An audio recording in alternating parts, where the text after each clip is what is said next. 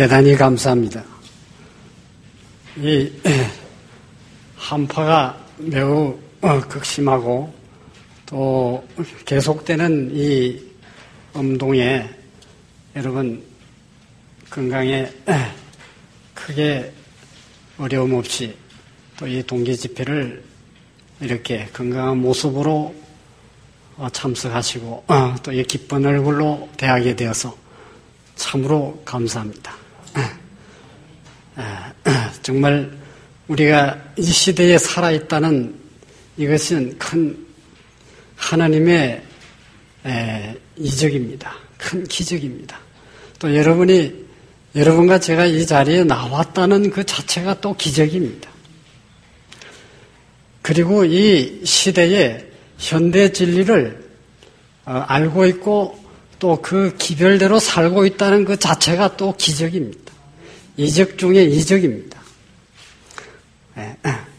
그래서 우리가 늘 말하는 너전비의 성령이 우리에게 임해야만 우리가 변화되고 우리가 이 시대를 이긴다고 말씀을 많이 우리가 듣고 또 이해하고 있지만은 그러나 오늘 이 자리에 나왔다는 그 자체가 너전비의 능력입니다.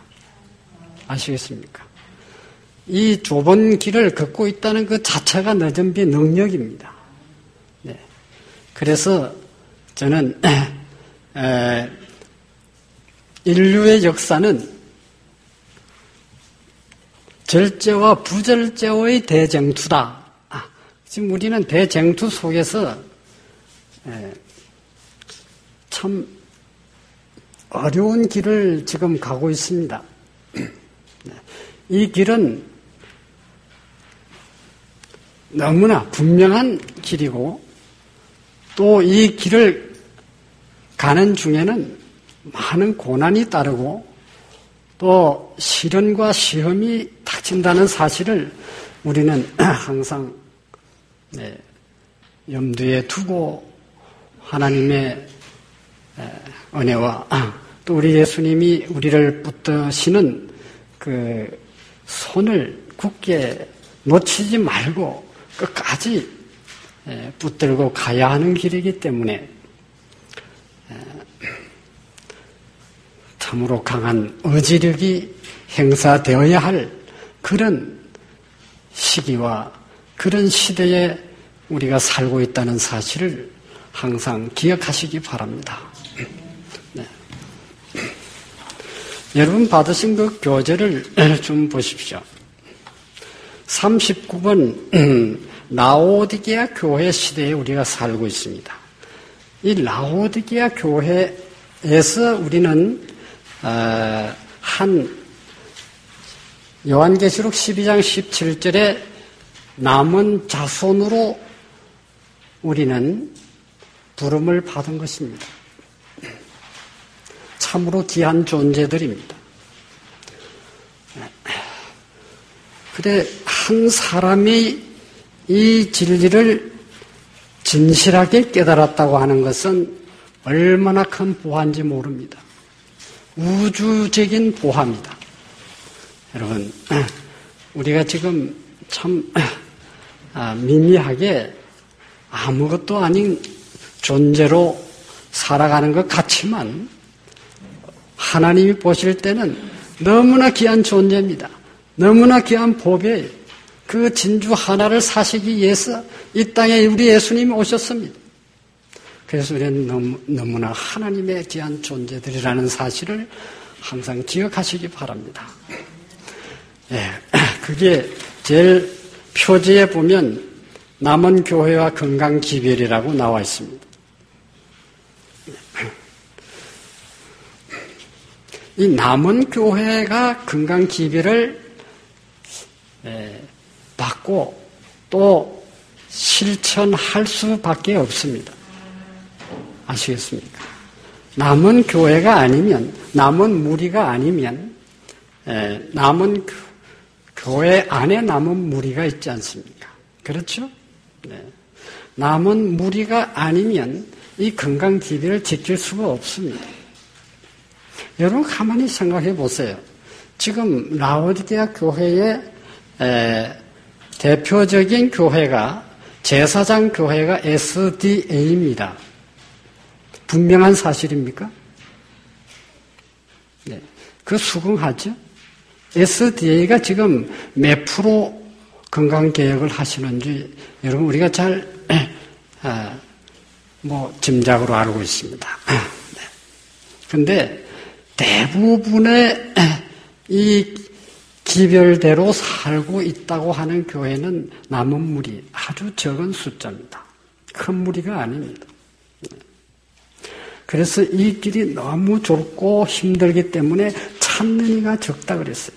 소수의 무리라 그랬어요. 저는 이번에 얼마나 우리 교우들이 여기에 참석할까. 제가 손을 꼽아봐도 참석할 사람이 별로 없어요. 근데 와 보니까 생각보다는 많이 오셨어. 얼마나 기쁘고 감사한지. 네. 정말 귀한 존재입니다.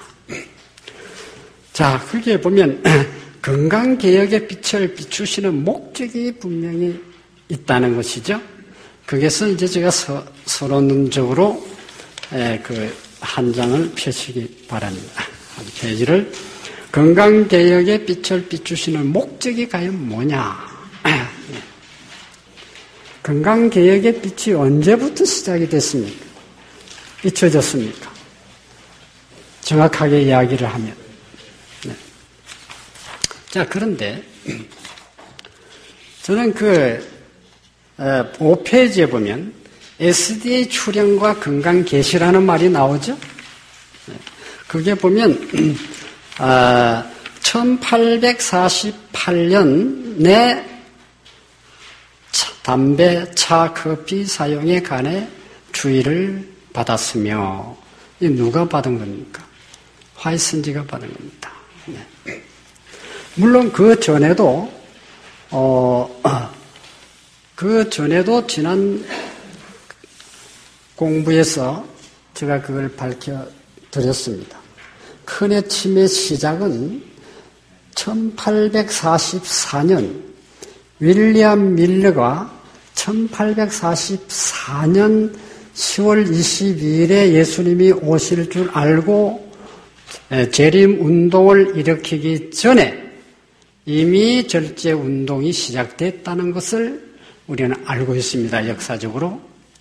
자, 그런데 하이슨지가 전한 기별은 계시록 14장 또는 계시록 14장의 세천사 기별이 나옵니다. 세천사 기별은 현대 진리입니다. 네, 이 삼중천사의 기별이 전파되기 전에 또 병행하는 기별이 이 건강개혁 기별입니다. 이것이 같이 병행치 않으면 세천사 기별은 완전하지를 못합니다. 그래서 이 건강개혁은 매우 중요한 위치를 차지하고 있습니다. 그래서 언제든지 집회에는 이 건강기별이 들어가야만 균형을 맞추게 되는 겁니다. 아시겠습니까? 네. 그래서 저는 이 사명을 가지고 교재를 만들지만은 이거를 다 하지를 못해요. 만들어 놓기는 많이 내용은 많은데 한 5-6시간 할 수 있는 것을 1시간 내지 2시간, 2시간 내지 3시간을 축소를 하려니까 제대로 여러분에게 이 내용을 잘 전달해 주지 못합니다. 그렇지만은 교재를 가지시고 연구를 많이 하시기 바랍니다. 아시겠습니까? 네. 자, 그런데 중요한 사실은 왜 건강기별을 개혁의 빛을 비추셨는가 하는 이유를 우리가 좀 더 구체적으로 알 필요가 있지 않습니까? 건강개혁 기별을 왜 주셨는지, 나하고 구원하고 어떤 관계가 있는지, 네. 우리가 궁극적인 이 신앙의 목적은 하늘 가는 거 아니겠습니까? 영원히 사는 영생을 얻는 거 아니겠어요? 맞습니까? 틀립니까? 틀려요? 왜 대답이 없습니까? 맞습니다. 궁극적인 목적이 바로 크게 있지 않습니까? 그렇다면 하나님께서 왜 이 기별을 보내셨느냐? 그게 바로 부절제 때문에 에덴을 잃어버렸기 때문에 그렇습니다. 부절제 때문에 에덴을 잃었어요. 그 분명하게 지금 말씀드려요. 아담은 비록 식욕 때문에 타락하고 에덴을 잃었다 그랬죠. 잃었습니다. 분명한 사실입니다. 그럼 우리가 다시 가야 할 곳은 또 어디입니까? 에덴입니다. 분명한 사실이죠. 에덴으로 돌아가기 위해서는 에덴의 잃어버린 원인을 우리는 알고 회복되어야 되겠죠. 교정이 되어야 돼요. 개혁이 되어야 돼요. 그것이 완전히 회복되었을 때만이 우리는 에덴에 가서 다시 살 수 있습니다. 에덴에서 살 마음 계시죠? 또 가기를 원하시죠? 그렇다면 이 말씀을 분명하게 믿으시고 행해야 합니다. 거기에 보면 에덴을 잃었지만 아담의 후손들은 그리스도를 통하여 식욕을 정복하고 모든 일에 절제함으로 에덴을 회복할 수 있다 그랬어요. 그런데 제가 좀 하나 여러분에게 지적할 말이 있습니다. 음식을 속식을 하면 영양을 10%도 흡수를 못합니다. 그리고 비만증이 옵니다. 네. 속식을 하면 성격적으로도 약간 좀 탓이 있겠지만은, 이 글리코당이라고 하는 오늘 제가 이걸 강의가 될는지 모르겠습니다만은 글리코 영양을 제대로 흡수 못합니다. 아시겠습니까? 여기 받으셨죠? 속식하는 사람들은 글리코 영양을 받지 못해요. 제가 이제 이걸 도표로 다시 한번 제가 말씀드리겠습니다. 네. 네. 하이슨저는 그것까지도 세밀하게 지적을 해놨습니다. 그것이 하나의 병의 예방이라는 사실과 또 우리 몸에 영양을 공급해서 우리 두뇌를 활성화시켜서 영원한 사물을 잘 분별하도록 그렇게 유전자 세포를 일깨워주고 그것을 머리를 개발시키도록 해주신다는 것을 과학적으로 거의 증명이 되어 있기 때문에 선지자의 기별은 그대로 순종할 때 우리가 그 진리를 맛볼 수가 있는 것입니다. 자, 그러면 부절제 때문에 에덴을 잃었기 때문에 우리는 절제해야 한다는 사실을 분명하게 가르치고 있습니다. 그 다음에 두 번째는 큰 외침에 적합한 자가 될 수 있도록. 큰 외침이 뭡니까? 크게 외치는 겁니까?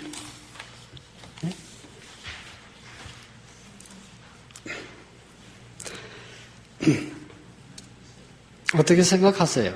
큰 외침이 뭡니까? 대답해 주실 분 없으신가요? 예?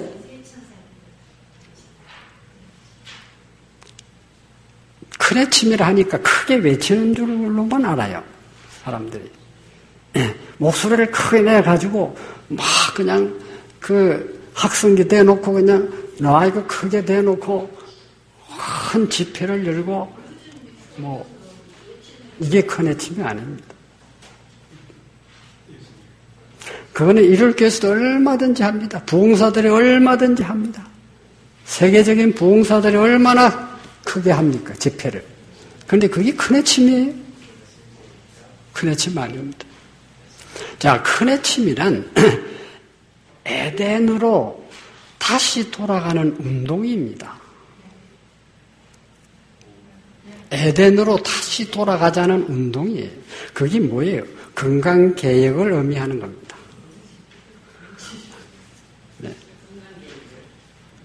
건강개혁을 해야 에덴으로 다시 돌아가죠. 부절제한 상태에서는 못 돌아갑니다. 이 큰 해침이 바로 이 건강개혁 기별 속에 들어있는 겁니다. 큰 해침은 곧 우리가 절제 생활을 하는 것 자체를 큰 해침 아시겠습니까? 네.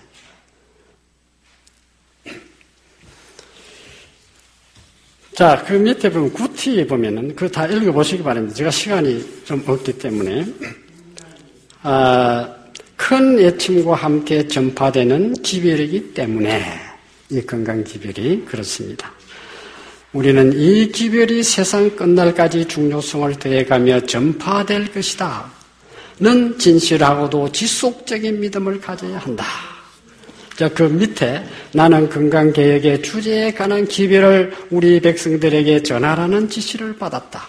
왜냐하면 많은 사람들이 건강개혁의 원칙에 대하여 그들이 전에 가졌던 충성에서 많이 퇴보하였기 때문이다. 지금요, 안식일교회 이야기할 필요가 없습니다. 그렇죠?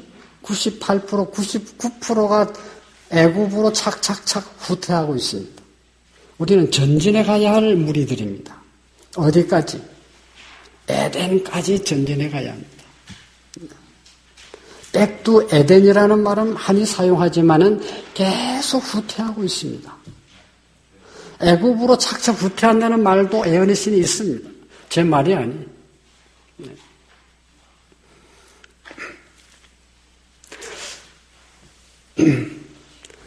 처음에요, 그 한국교회에 기별이 들어왔을 때 초창기에 안식일교회입니다. 건강 기별이 침례받을 때 신조에 분명하게 들어있습니다. 육식을 해서는 안 된다는 기별이 들어있었어요. 말씀이. 저도 그래서 그걸 보고서 육식을 안 했습니다. 그래야 침례를 받았어요. 점점 후퇴해가지고 그걸 빼버렸어, 신조를. 신조를 빼고 나니까 뭐 고기 먹어도 되는지 안 먹어야 되는지 몰라요. 말도 강조 안 해요. 그 강조하면 교인들이 자꾸 줄어들고 교인이 안 들어오니까 빼라. 말하지 말아라. 그럼 말 안 하니까 생선만 비 내리는 거 먹다가 나중에는 그것도 모자라니까 이제는 구약으로 돌아가. 구약으로 돌아가면 뭐라고 그래요? 레위기 11장을 표준으로 해. 11장에 보면 비 내리는 것만 먹으라 했는데 이제는 비늘 없는 것도 먹어. 깜짝 놀랐습니다. 오징어를 얼마나 잘 먹는지, 오리고기를 얼마나 잘 먹는지. 네. 오리고기는 가정한 겁니다. 오리는. 네. 먹으라 했다고 먹는다 이겁니다. 이렇게 후퇴해 가버렸습니다. 애굽으로 가버렸습니다.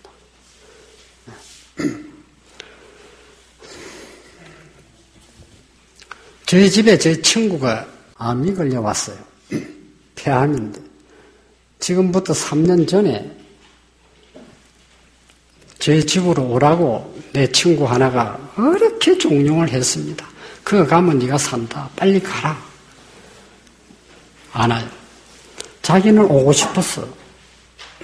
왜냐하면 암 환자들이 치료돼 가는 것을 자기 눈으로 몇 사람씩 봤기 때문에, 또 그 다정한 친구 하나가 자기 아버지가 암 치료 받고 가서 그런 이적을 봤기 때문에 그 친구가 자꾸 이야기를 했습니다.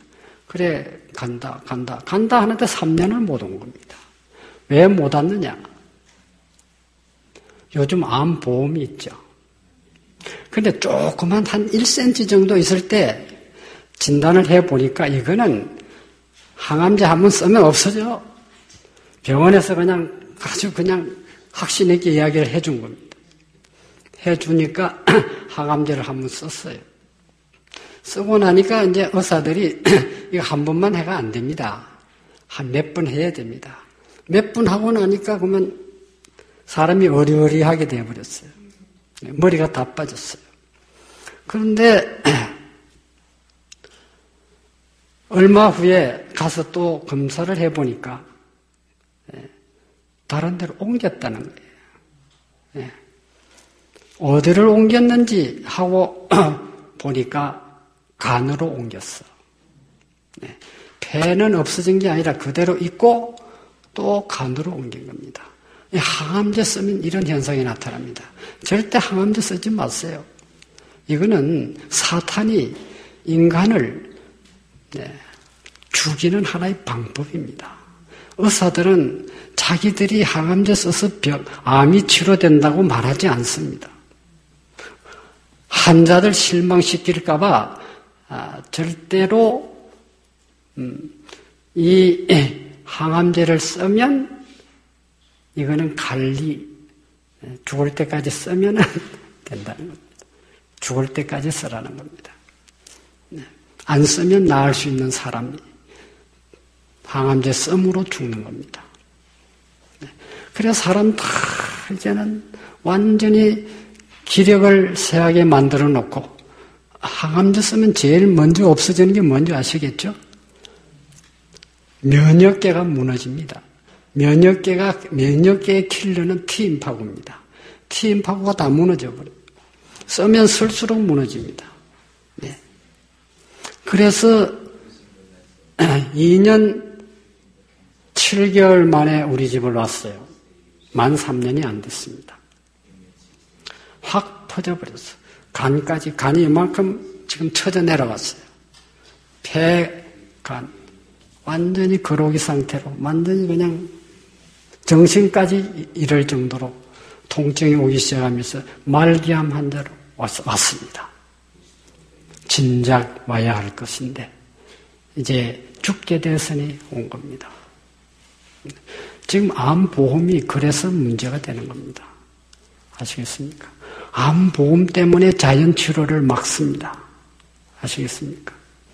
자연치료해서 나을 수 있는 사람도 암보험 때문에 타야 되고, 보험을 타야 되고, 또 초기 때는 된다고 하니까, 그걸 믿고 하다가 큰 코를 다치는 겁니다. 아시겠습니까? 그래, 그 친구가 지금 저희 집에 와 있습니다. 부부가 같이 지금 한 방에서 단식을 하고 있습니다. 근데 많이 좀 부드러워졌다고 하고 통증도 많이 없어졌다고 합니다. 그렇지만은 그게 참 힘든 것은 본인이 신앙을 받아들이기 전에는 참 어렵습니다. 근데 너무나 완고한 그런 마음을 가지고 있습니다. 그것이 깨어져야 이제 이적이 일어나겠죠. 치료는 영적인 치료가 먼저 되었을 때 육적인 치료가 된다는 사실을 경험적으로 또 말씀적으로 우리는 이해할 수가 있습니다. 자, 그래서 우리가 지금 많이 퇴보되어 있다는 사실을 기억해 주시기 바랍니다. 이 말씀대로. 그래서 더 마음을 가다듬고 더 전진해 나가자. 더 열심히 절제 생활을 더 열심히 하자. 왜냐하면 우리는 에덴으로 돌아가야 하기 때문에 그렇다는 겁니다. 그 세 번째 보면 영원한 사물을 올바로 평가하기 위하여 이 진리를, 이 기별을 우리에게 주신 겁니다. 저는요, 참 마음이 아픈 것은 제가 늘 그 건강 강의를 하면서 이 말씀을 많이 강조를 하는데도 왜 그것이 잘 안 되는가? 노인이 되면 뼈가 약해져서 뼈가 퍼석퍼석해서 골다공증도 생기고 쓰러지면 뼈가 부러지고 이렇게 하니까 육식은 못하더라도 칼슘이 많이 들어있는 멸치를 먹어야 안 되느냐. 이렇게 돌아갈 때 그게 더 심각하게 됩니다. 그냥 하나하나 조금 이렇게 후퇴하는 것이 결국은 애굽으로 완전히 후퇴해버립니다. 그것이 과학적으로 그거는 잘못된 겁니다. 의학적으로, 생리학적으로 잘못된 겁니다. 멸치 안에 있는 칼슘은 이온 칼슘이 아닙니다. 분명하게 이해하시기 바랍니다. 오늘은 그것을 바로 잡는 또 시간이 되어야 하겠습니다. 바로 잡아야 합니다. 네. 왜냐하면 이온 칼슘이라야 우리 뼈 속에 칼슘이 흡수가 됩니다. 아시겠습니까? 칼슘이 다 칼슘 아닙니다. 이인이 많이 들어있는 칼슘은 결국 몸에 들어가면 골다공증을 도리어 부추겨줍니다. 그거는 칼슘이, 일반 칼슘도 칼슘은 많은데 일반 칼슘이라고 합니다. 동물성에서 나오는 칼슘, 우유에서 나오는 칼슘, 이거 전부 일반 칼슘입니다. 이온 칼슘 아닙니다. 이 칼슘은 몸에 들어가면 인이 높기 때문에 칼슘의 뼛속에 영양을 공급해 주지를 못합니다. 오히려 산성 체질로 기울어집니다. 그래 되면 진짜 뼛속에 있는 칼슘이 또 빠져나갑니다. 아시겠습니까? 네, 그게 심각한 이야기입니다. 그래서 우리가 노인이 될수록 뭐를 드셔야 되느냐 하면은 이온 칼슘을 드셔야 됩니다. 그럼 이온 칼슘이 뭐냐? 해초류예요, 해초류. 제가 얼마나 이야기 많이 드리니까 미역 다시마는 가장 좋은 이온 칼슘입니다. 옛날에 우리 부모님들이 아기를 낳고 나면 미역국을 해주지 않습니까? 미역 속에 이온 칼슘이 들어있기 때문에 그걸 먹이게 하면 아기 때문에 칼슘 뺏어간 것을 보충시켜주는 겁니다. 피도 이온 칼슘이 들어가야 피가 정화가 됩니다. 그것이 바로 약알칼리 피를 만들어주는 겁니다. 이렇게 간단하고 정말 우리가 손쉽게 구할 수 있고 되는 거를 왜 그렇게 자꾸 애굽으로 나가려고 하느냐. 오늘 이걸 분명하게 해야 합니다. 생선뼈, 멸치 절대 잡지 마세요. 그거는 이인이 굉장히 높습니다. 몸에 들어가면 산성으로 되어버립니다.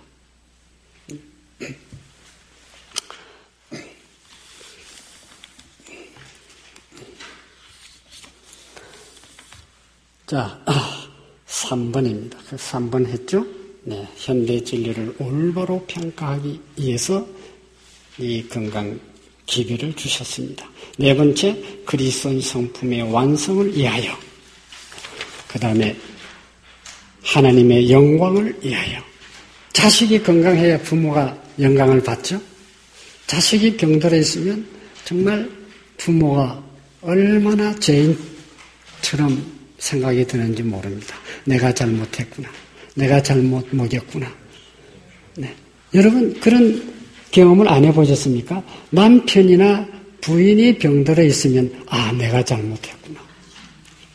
내가 남편에게 무엇을 잘못해드렸구나. 이런 생각을 혹시 안 해보셨습니까? 예? 이게 바로 하나님의 영광을 위해서 한다는 것은 자식이 건강할 때 부모가 영광을 받는다. 내가 건강하면, 우리가 건강하면 하나님의 영광을 받는다. 그 말입니다. 아시겠습니까? 저도 가로 이게 하나의 변명입니다. 아시겠습니까? 그런데 변명을 안 할 수 없는 것은 환경이 주어지면 또 어쩔 수 없는 경우가 있습니다. 아시겠습니까? 예수님이 밤새도록 기도하신 거 있죠. 이거 생리학적으로 볼 때 어떻습니까? 절제입니까? 부절제입니까? 부절제죠? 밤에 잠 안 자는 부절제입니다. 네. 그런데 하나님께 의탁하고 밤을 새서 기도한 그 기도는 하나님이 보충을 해 주시는데 내 힘으로 하려고 하면서 하는 것은 하나님 책임 안 있습니다. 법을 지켜라 이겁니다. 아시겠습니까? 네, 제가 그런 경험을 했습니다. 그래서 어떤 일이 있어도 좀 자제해야 되겠구나. 정말 절제해야 되겠구나. 내 몸은 내 몸이 아니다. 하나님의 영광을 위해서 나는 존재한다. 아시겠습니까? 생각을 달리해야 되겠다. 여러분 생각 좀 달리합시다. 제 경험을 통해서. 자, 그 다음에 승리하는 생애를 살도록 하기 위해서 한 백성을 준비시키기 위해서 필요하다. 자, 승리하는 생애를 사는데 죄는 곧 무엇을 만들었습니까? 제가 오늘 그걸 좀 공부를 해요. 자, 우리가 병이 난다는 것이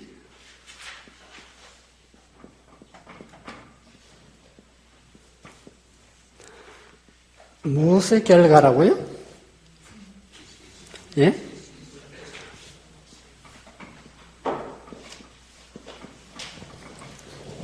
무엇의 결과라고 그랬습니까? 죄의 결과다.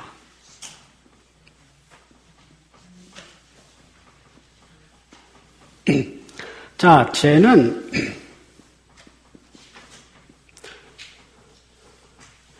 성경에 죄에 대한 정의를 내렸습니다. 다른 데는 죄의 정의를 내려놓은 데가 없습니다. 그런데 성경은 분명히, 왜냐하면 죄는 신학적인 용어이기 때문에 더더욱 성경이 해석해 주지 않으면 이것은 해석할 길이 없습니다. 그렇습니다. 그래서 죄는 첫째, 뭐가 죄라고? 저 성경을 찾지는 않겠습니다. 시간 관계상. 불법이 죄다. 그랬죠. 불법. 법을 지키지 않는 것이 죄다. 여러분, 이 죄 속에는 또 두 가지가 있어요. 도덕적인 법이 있죠?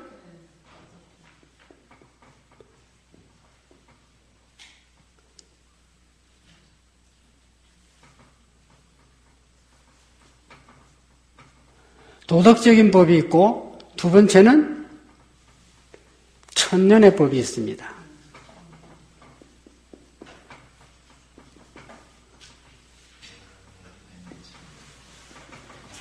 이 천년의 법은 뭐예요? 건강법이죠? 네. 법을 만들어 놓은 이유가 뭐겠습니까? 네. 이 건강법은 우리가 건강해야 행복하니까 행복을 위해서 만들어 놓은 겁니다. 그 다음에 나라에서 법을 만들어 놓은 건 왜 그럴까요?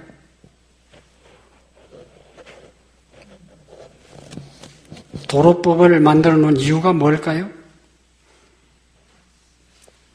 인간을 보호하기 위해서. 보호뿐만 아니라 행복하게. 그 궁극적인 목적은 행복입니다. 아시겠습니까? 자, 그래서 불법은 죄고 두 번째 선은 죄다. 그렇죠. 선인 줄 알면서 하지 않는 것은 죄다 그랬죠. 네. 그 야고보서의 그 말씀이 있습니다. 그 다음에 세 번째는 신이 죄다. 네. 사람이 하나님 말씀을 안 믿는 것이 죄다 이 말이에요. 네. 사람인 자죠. 하나님 말씀을 안 믿는 것, 이것이 죄다.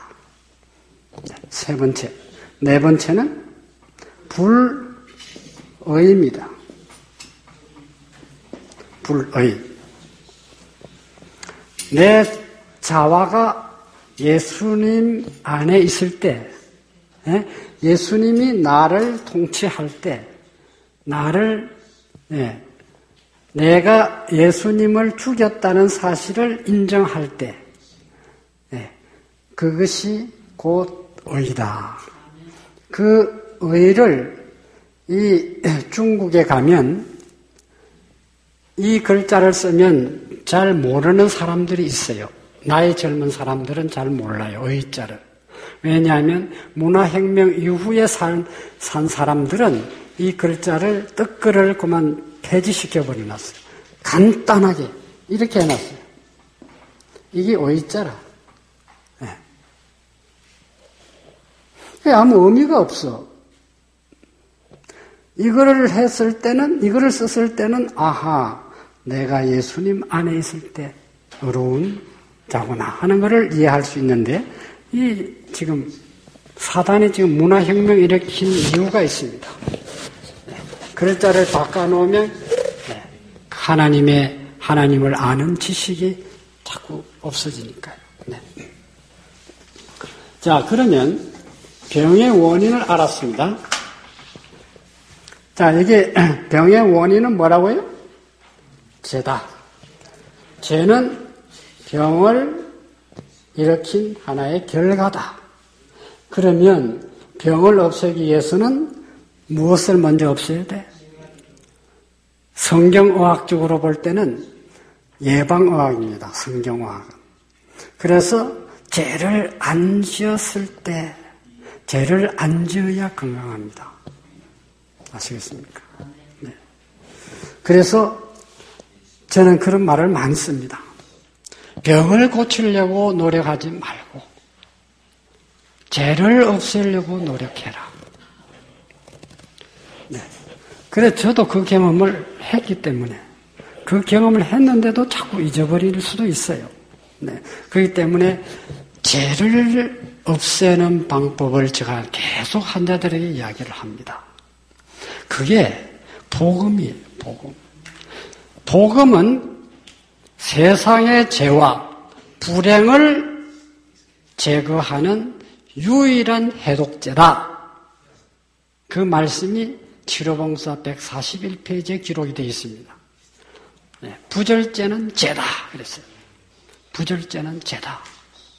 그래서 죄를 없애는 방법, 그것이 예수님을 향해 가야 합니다.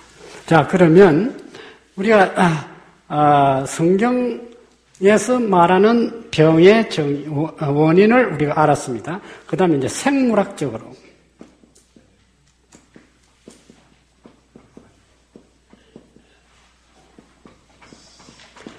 자, 생물학적인 병의 원인이 과연 뭘까?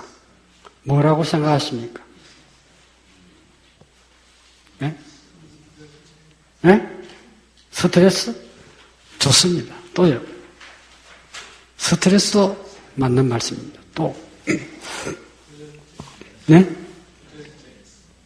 예, 그게 다 이제 포괄적으로 말씀드린 건데, 이 답입니다.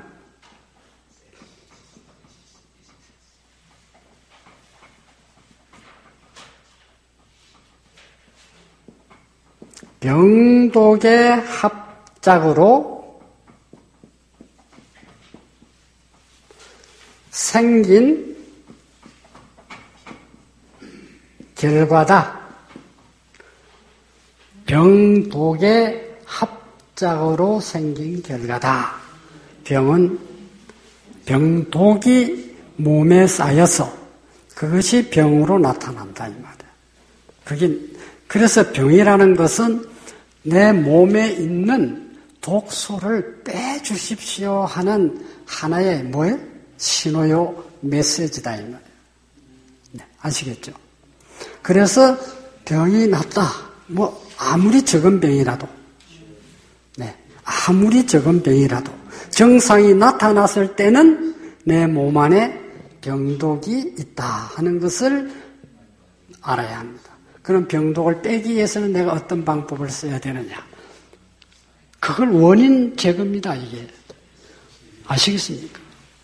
성경에는 분명히 원인을 없애라는 겁니다. 네가 병이 났으면 내가 왜 병이 났는가? 약국에 뛰어갈 게 아니라 병원에 뛰어갈 게 아니라 어떤 한의원에 뛰어갈 게 아니라 침 맞으러 갈 게 아니라, 예? 왜 병이 났는가? 한번 알아봐야 된다. 예? 그 알아보면, 분명히, 그게 병독이라는 것을 우리는 오늘 좀 분명하게 합시다. 그럼 병독도 세 가지로 나누어집니다.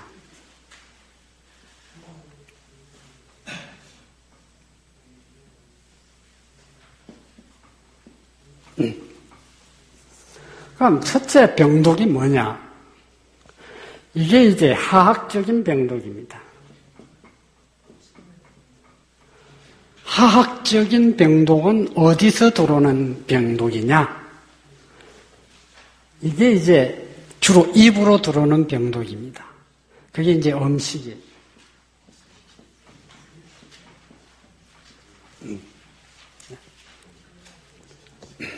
두 번째 병독은 뭐냐? 이게 이제 생물학적인 병독인데,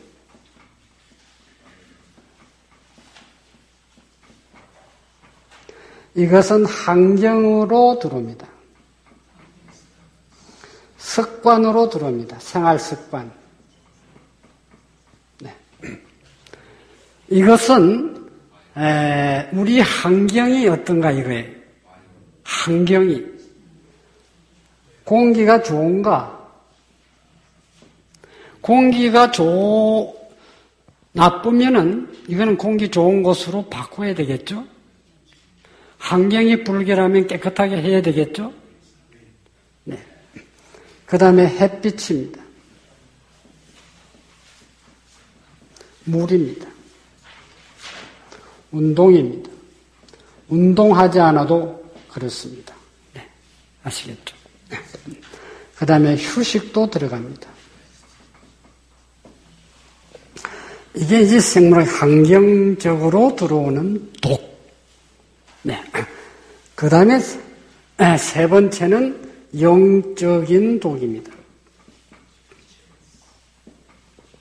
영적인 독입니다. 이것은 제어식, 네. 부정적인 생각,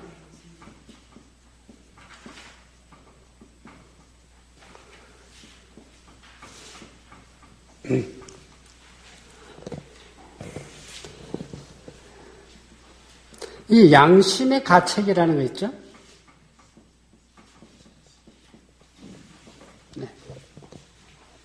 양심의 가책. 자, 이런 것들이 영적인 독입니다.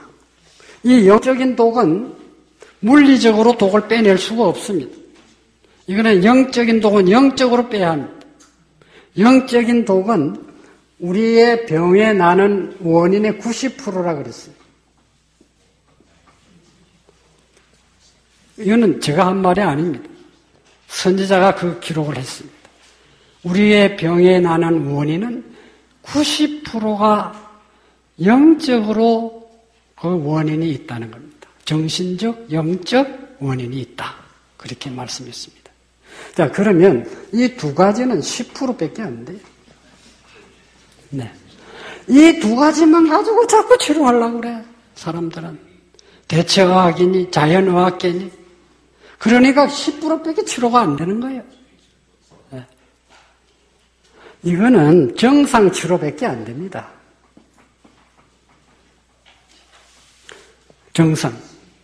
정상은 없앨 수 있어. 그런데 근본적인 전인이 안 된다, 이 말이에요. 전인 치료가 안 된다.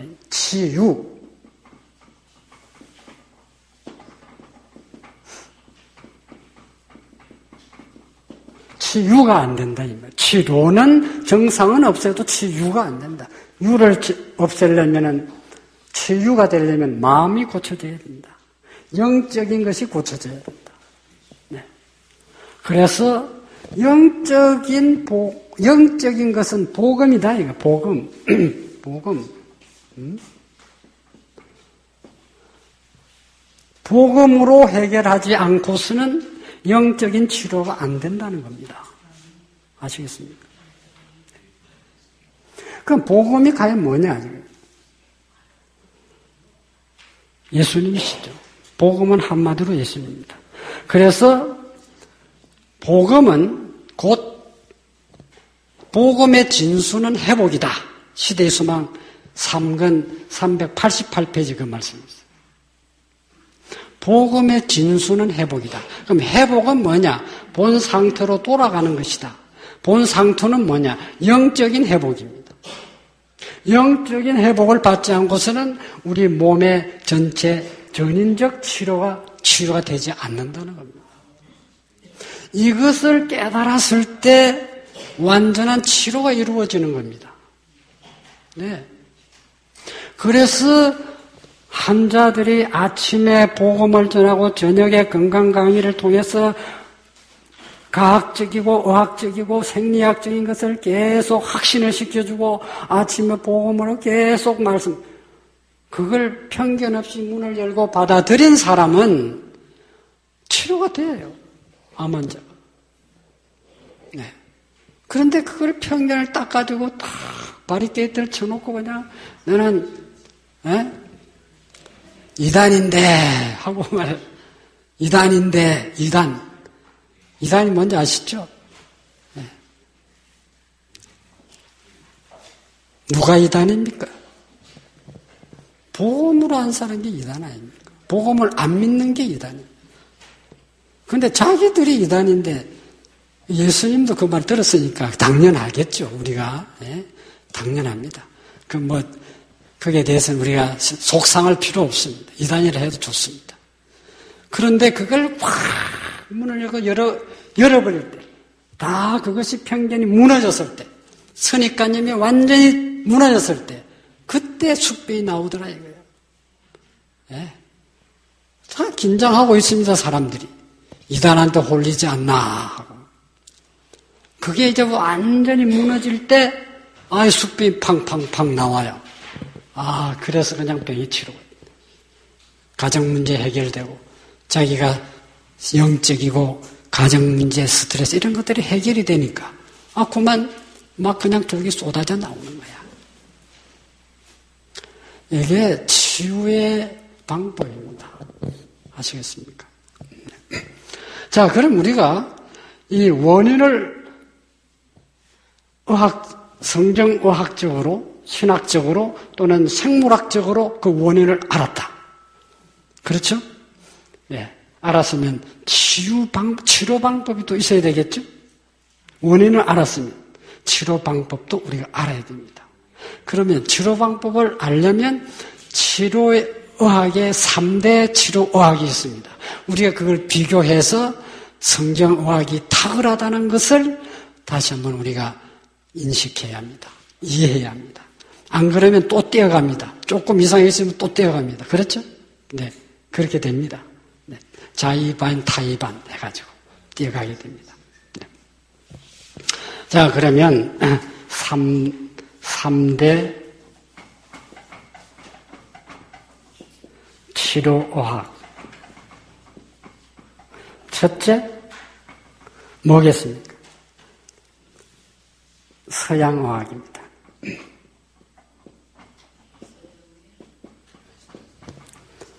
서양의학이 바로 현대의학, 지금 우리가 잘 알고 있는 히포크라테스 있죠. 히포크라테스는 서양의학의 원조입니다. 아버지라 그래요. 그분은 의성입니다. 의성. 네. 의학의 성자입니다. 아시겠습니까? 그 사람은 어느 나라 사람이죠? 그리스 사람입니다. 철학자입니다. 또는 의학자입니다. 그분이 한 말이 있습니다. 음식물로 못 고치면 의사도 못 고친다 그랬어요. 네. 유명한 말을 합니다. 그런데 현대의학은, 서양의학은 뭘 합니까? 선수는 의사 되려고 나와가지고, 의과대학을 나와서 선서를 합니다. 할 때 누구 이름을 선서합니까? 히포크라테스의 이름으로 선서합니다. 한의원들은요, 허준 이름으로 선서를 합니다. 참 모순 많습니다. 히포크라테스의 이름으로 선서를 했다면 음식을 중요시해야 안 되겠습니까? 음식은 무시해버리고, 영양에 대해 무시해버리고, 전부 약 집어넣어가지고, 독을 집어넣어가지고, 죽이는 의사가 되어버렸어요. 죽이는 의사가 되어버린 겁니다. 아시겠습니까? 의과대학 공부시키려고 애쓰지 마세요. 나는 의과대학 시키려고 하는 분들이 좀 이해가 안 가는 게 참 많아요. 아시겠습니까? 물론 그 자격증을 따가지고 자연의학을 하면 좋습니다. 그런데 현대 서양의학으로 그대로 약물 쓰고 다 한다 하면 그거는 하나님 뜻이 아닙니다. 생각해 봐야 합니다. 네. 자, 두 번째는 대체의학입니다.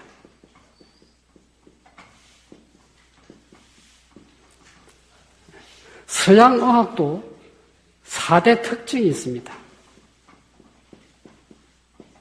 대체의학도 4대 특징이 있습니다. 그 이제 공부를 이제 할 겁니다. 자, 세 번째는 무슨 의학이겠습니까? 네? 성경의학입니다.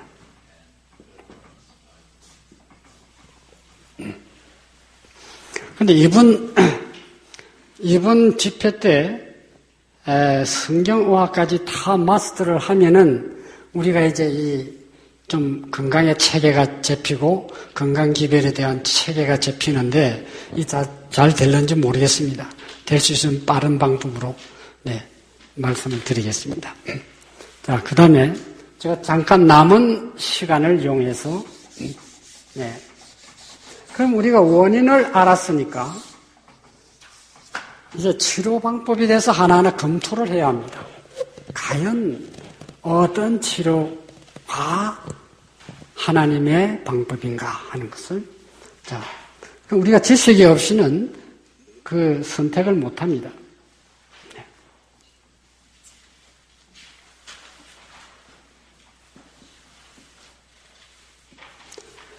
서양의학 거의 4대 특징입니다. 첫째 특징은 뭐냐면 수술요법입니다.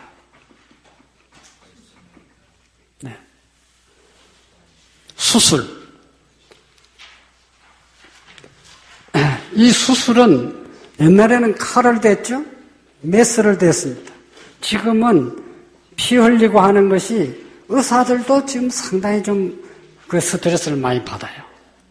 그래서 이제는 피를 안 흘리고 메스를 대지 않고 칼을 대지 않고 하는 수술. 그건 무슨 수술이라 합니까? 예? 예?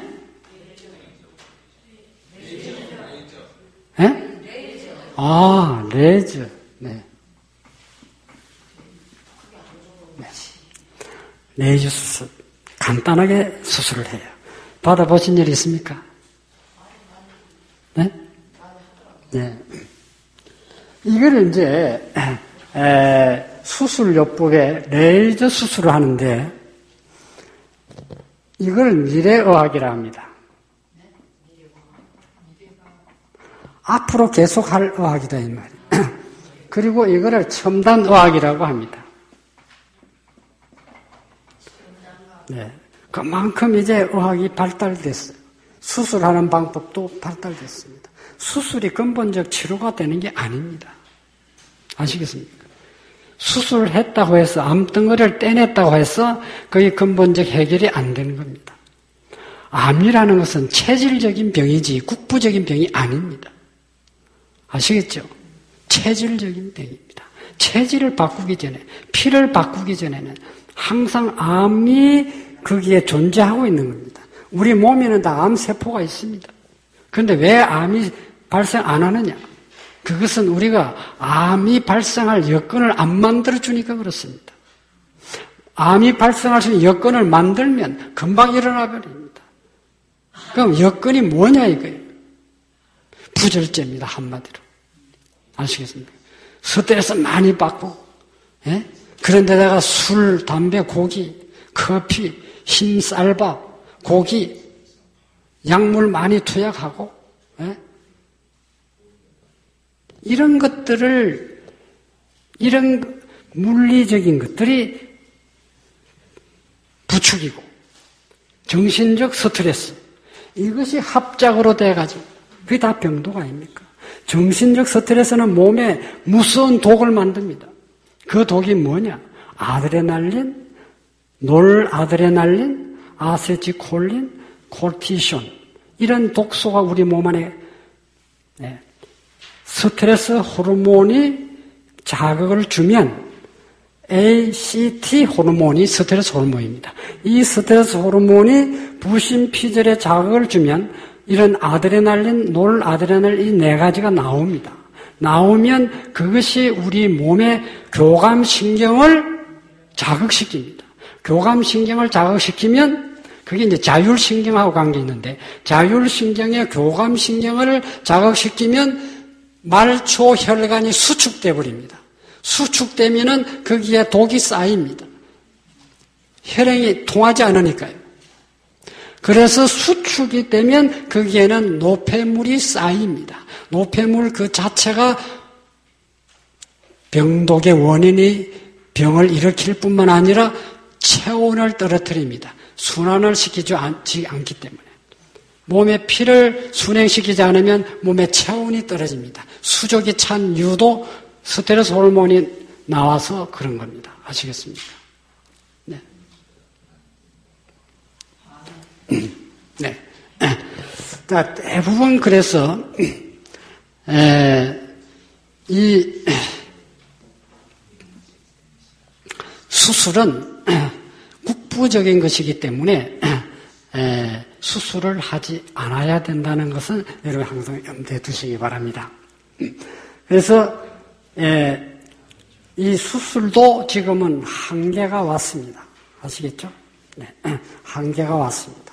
그래서 미래의학이고 첨단의학이라고 하는 이 수술요법도 지금 의사들은 한계가 왔기 때문에 그 다음 수술 못하는 것은 뭐예요?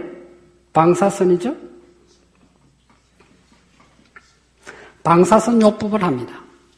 방사선요법도 요즘은 옛날하고 다릅니다. 옛날에는 1cm 암을 없애기 위해서 이 직경 9cm에 항암을 투약합니다. 투약. 네. 투약하면 이 암세포를 완전 고립시키는 겁니다. 기아 상태로 만들어버리는 겁니다. 그렇게 하면 이 암세포가 없어진다고 하는 이론입니다. 그러나 실제는 안 그렇습니다. 이걸 뭐라고 하느냐 하면은, 화학요법에서 색전술이라는 것이 나옵니다. 자, 그런데 대부분 암세포를 죽이는 방법에 이렇게 쓰는데 옛날에는 이 9cm 내에 있는 세포를 정상세포까지 다 죽여버려요. 방사선 쥐옵니다. 그러면 여기 있는 죽은 세포가 암세포의 먹이가 되어버립니다. 그래서 더 커져버립니다. 나중에는. 네. 방사선을 찌웠다고 해서 암세포가 100% 다 죽지 않습니다. 찌운 거는 죽지만은 뒤에 있는 것들은 안 죽습니다. 그거는 다시 또 돌아갑니다.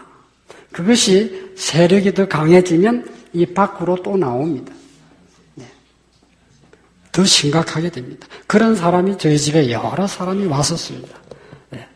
폐암 환자가 색전술을 했는데 나중에 보니까 자기는 치료된 줄 알고 한 1년 정도 요양원에서 요양을 하고 있는데 나중에 보니까 전부 점점점점 나와 있더라는 겁니다.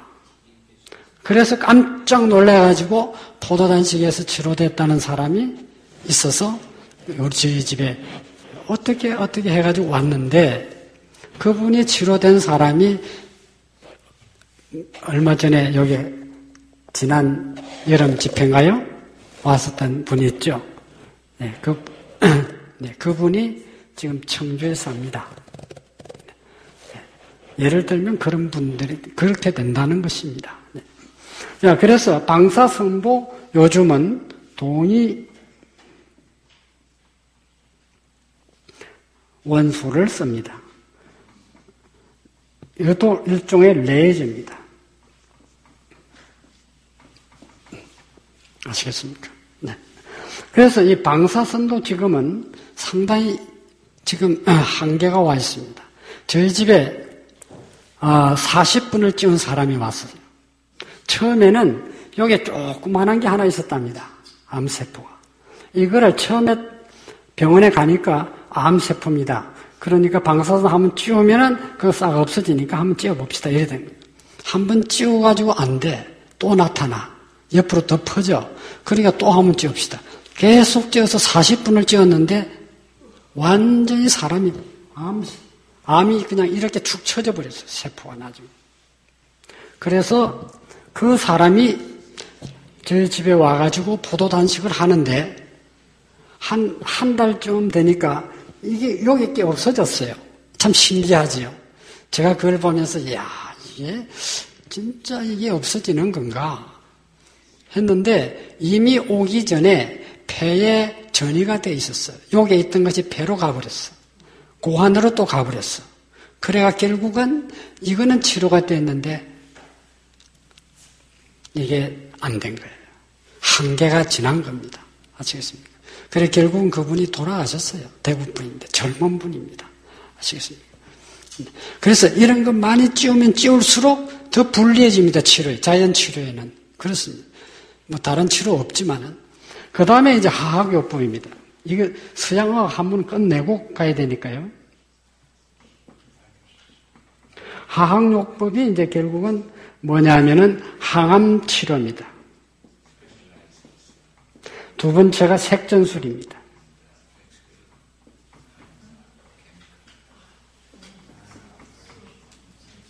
네. 색전술은 아까 말씀드렸죠. 봉쇄시켜가지고 이걸 죽이려고 하는 거. 그런데 안 죽더라는 것. 밖으로 나와가지고 다시 다른 데로 또 전이가 되고. 이거 지금 세 가지가 다 지금 한계가 왔습니다. 서양화학이. 지금 큰일 났어요. 그런데 환자들은 몰라요. 환자들은 병원에 가야 된다는 것만 상식으로 알고 있기 때문에. 네. 몰라요. 그래서 이제 여기에 지금 목을 메고 있습니다. 아시겠습니까? 이거 하나 하고 끝냅시다. 네? 이게 뭐냐면 면역요법입니다.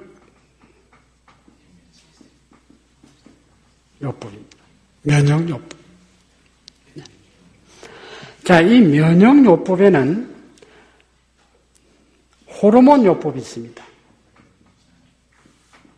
네. 호르몬이 현대인이 얼마나 부족한지 현대병의 원인 중에 가장 큰 비율을 차지하는 것이 호르몬입니다. 왜 호르몬이 부족하냐?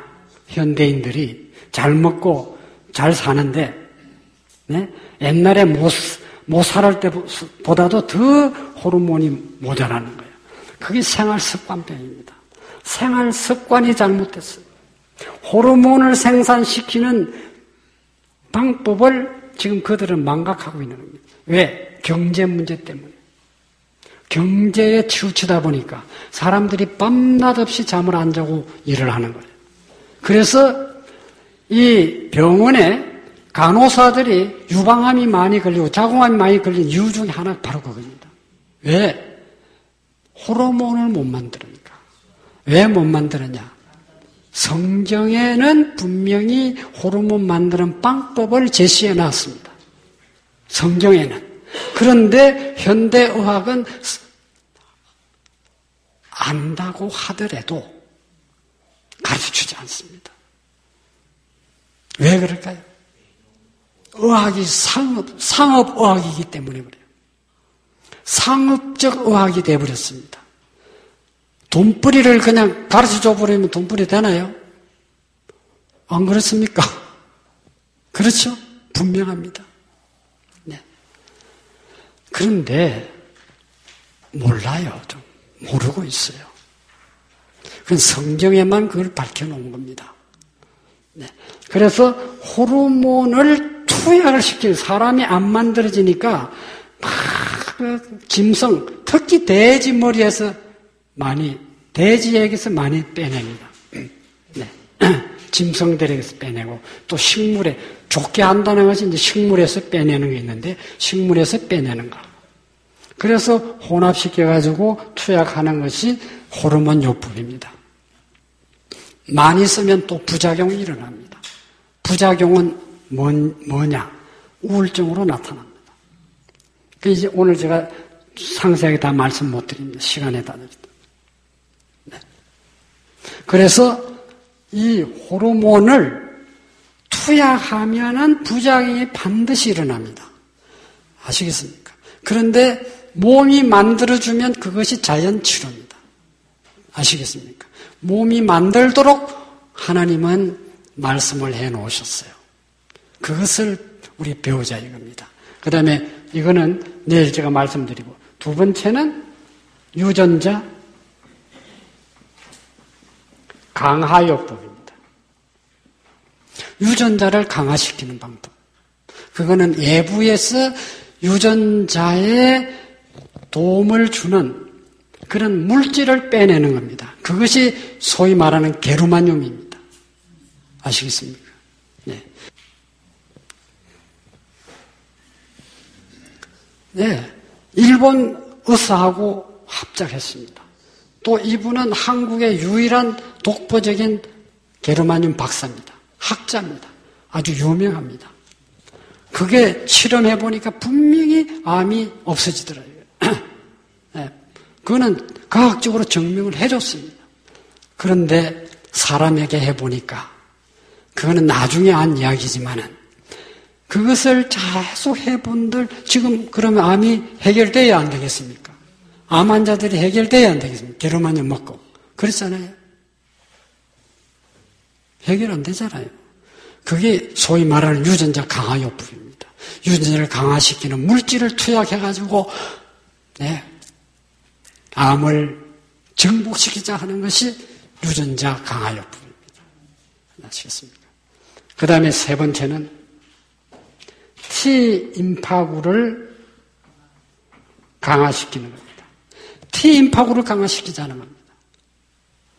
T임파구는 면역에서 가장 강한 킬러입니다.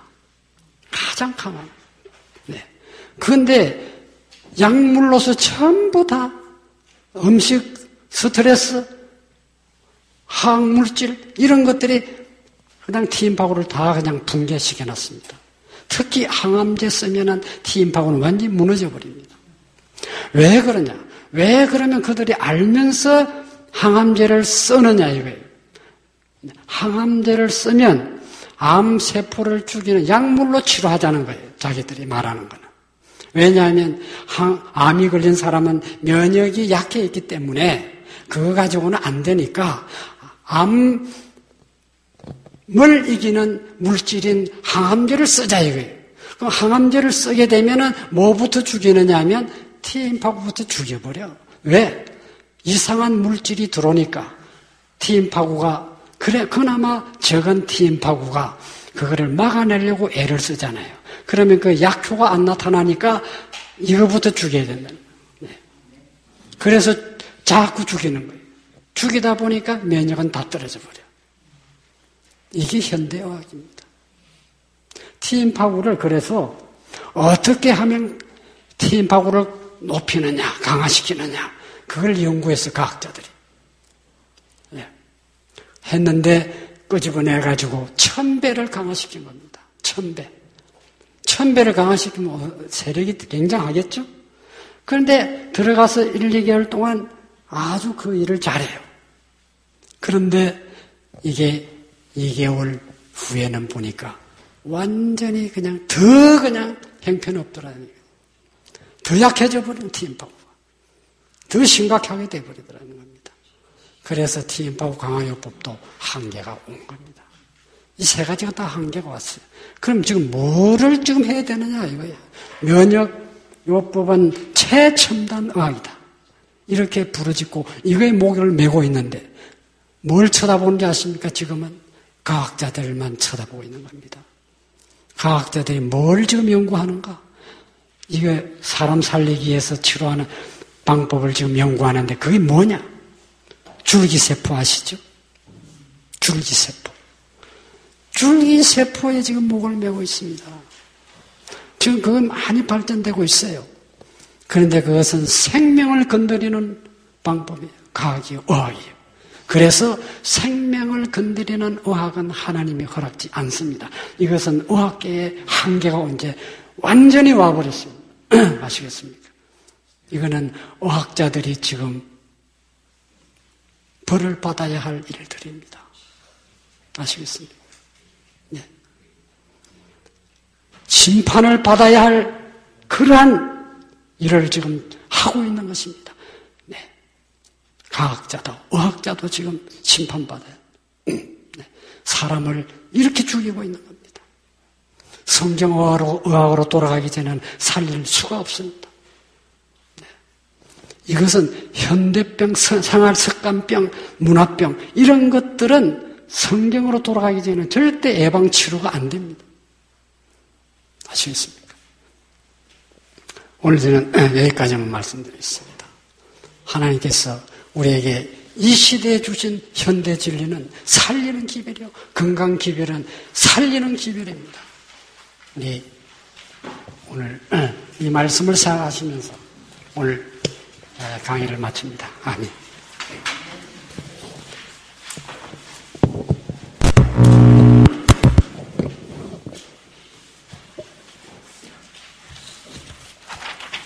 모두 기립하셔서 찬미 382장을 부르시겠습니다. 찬미 382장입니다.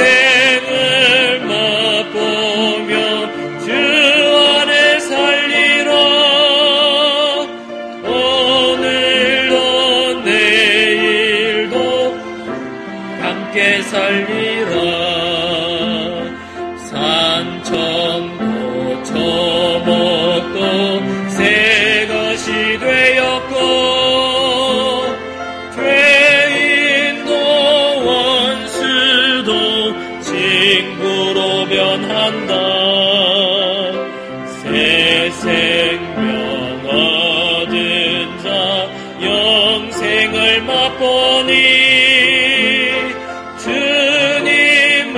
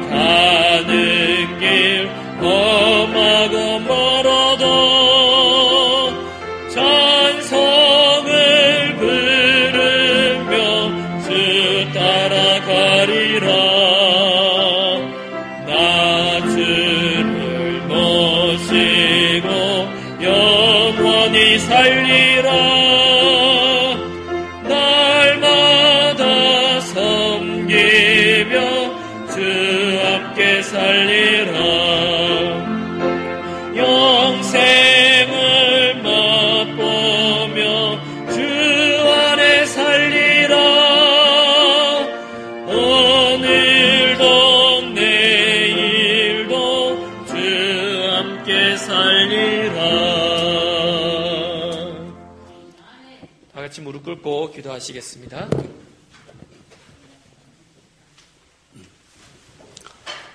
하늘에 계신 저희들 아버지, 우리를 이 땅에 태어나게 하시고 또 이 시대에 놀라운 복음을 우리에게 허락하시고 현대 진리 가운데 살 수 있는 특권을 허락하시고 우리가 하늘을 향해서 가는 길에 많은 미혹과 유혹이 있지만은 끝까지 성도의 인내를 지키고 하나님의 계명과 예수 믿음을 지켜서 끝까지 승리하는 자들이 다 되도록 축복해 주시옵소서.